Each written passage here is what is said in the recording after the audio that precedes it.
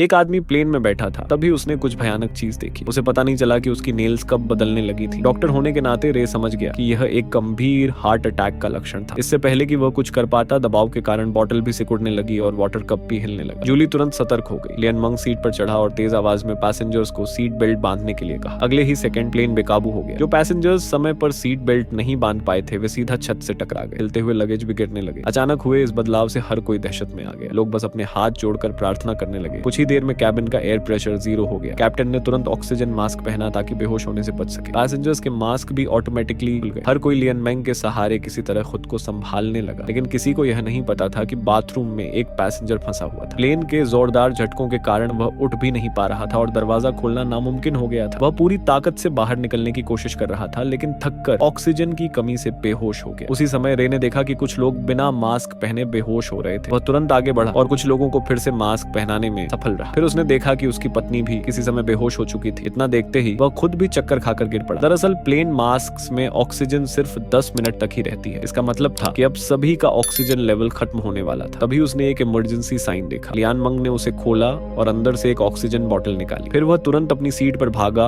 और अपनी पत्नी को ऑक्सीजन देने लगा। कुछ ही देर में वह होश में आ गई और उनकी जान बच गई। थोड़ी देर बाद प्लेन स्टेबल होने लगा और पैसेंजर्स को सांस लेने में आसानी महसूस हुई। इस पर कैप्टन ने भी अपना मास्क हटाया और गहरी सांस ली। फिर उसने रेडियो के जरिए सभी पैसेंजर्स को शांत किया। असल में अभी आए स्टॉर्म ने एयर कंडीशनिंग कैबिन को डैमेज कर दिया था, जिससे हाई एयर प्रेशर बना। इसलिए कैप्टन ने प्लेन को लो एल्टीट्यूड पर उतारा, जहां ऑक्सीजन लेवल ज्यादा था। लोगों को यह समझ आने के बाद लियन मेंग ने भी अपना मास्क उतारा। फिर उसे बाथरूम वाले पैसेंजर की याद आई। वह तुरंत उसके पास गया और उसे ऑक्सीजन बोतल लगा दी। शुक्र था कि ऑक्सीजन की कमी ज्यादा देर तक नहीं हुई थी, इसलिए वह थोड़ी देर बाद होश में आ गया। लेकिन जब सबको लगा कि अब सब ठीक है, तभी अचानक एक आदमी की ब्रीदिंग तेज होने लगी। लियन मंग ने उसकी हालत देखकर पूछा, क्या प्लेन में कोई डॉक्टर है? वह तुरंत इमरजेंसी बैग लेकर दौड़ा। तभी उस आदमी की हालत और खराब होने लगी और वह खून की उल्टी करने लगा। शॉमा, जो उसके पास खड़ा था, तुरंत मदद करने आगे आया। रे ने भी यह सुनकर दौड़ लगा दी, लेकिन तभी उस आदमी ने अचानक लियन मैंग की तरफ देखा और अजीब तरह से कांपने लगा। कुछ ही सेकंड बाद वह ठहर गया और सीट पर गिर गया, जैसे कि उसकी मौत हो गई हो। कुछ क्रू मेंबर उसे किचन एरिया में ले गए। रे ने उसकी सांस चेक की, लेकिन वो पूरी तरह बेहोश था। शॉमा ने सीपीआर देने की कोशिश की,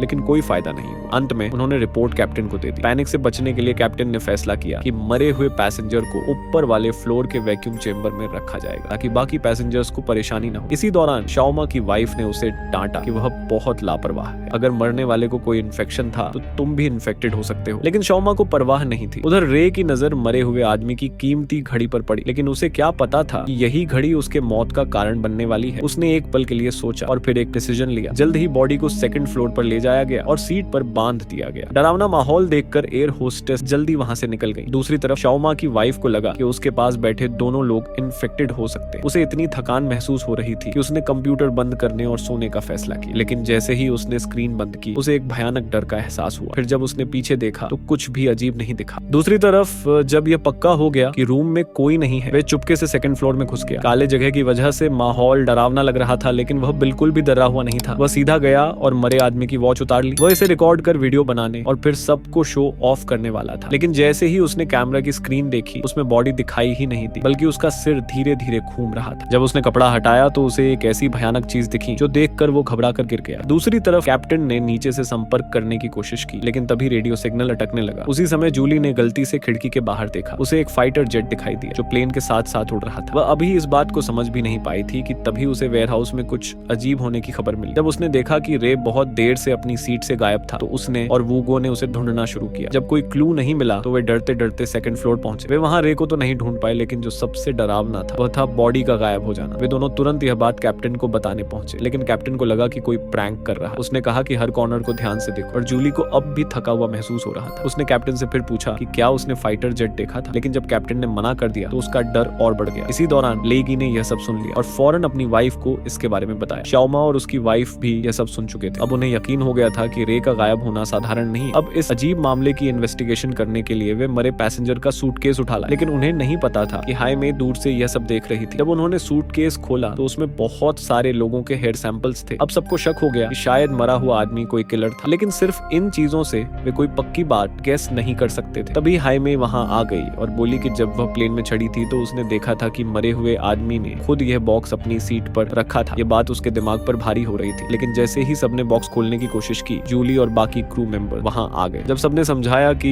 वे सिर्फ सिर्फ इन्वेस्टिगेशन में मदद कर रहे हैं। तो भी जूली ने ऐसा कुछ करने से मना कर दिया, इसीलिए वे लोग वापस चले गए। पर लेगी ने चुपके से मिस्टीरियस बॉक्स उठा लिया। जब उन्होंने इसे ध्यान से खोला तो उसमें एक डरावनी डॉल निकली जो लगातार हिल रही। अब पता चला कि मरा हुआ आदमी एक डॉल डिजाइनर था। यह उसकी फेवरेट क्रिएशन थी जिसका मतलब था एस्केप फ्रॉम फियर। लेकिन अभी भी इस केस का कोई कनेक्शन नहीं मिला। दूसरी तरफ जूली भी डरी हुई थी। अब तक पूरे कैबिन में बॉडी नहीं मिली थी। तभी उसे अचानक याद आया अब भी एक जगह चेक करनी बाकी थी। दोनों ने मिलकर फ्लोर डोर खोला। नीचे का कैबिन वह जगह थी जहां लगेज और सामान रखा जाता। जूली ने नीचे जाकर ढूंढने का फैसला किया। उसने अपने कोलीग्स से कहा कि एग्जिट पर नजर रखें ताकि कोई भाग न सके। जल्द ही जूली ने फ्लैशलाइट उठाई और अंदर चली गई। लेकिन तभी प्लेन अचानक तेजी से झुक गया। कई लगेज उस पर गिरने लगे। जूली जैसे तैसे उठी तो उसने देखा कि उसके सामने पड़ा लगेज उसी मरे आदमी का था। उत्साहित होकर उसने उसे खोलने का फैसला किया। तभी उसने से एक डरावना हाथ बाहर आया जो देखकर वो बहुत डर गई।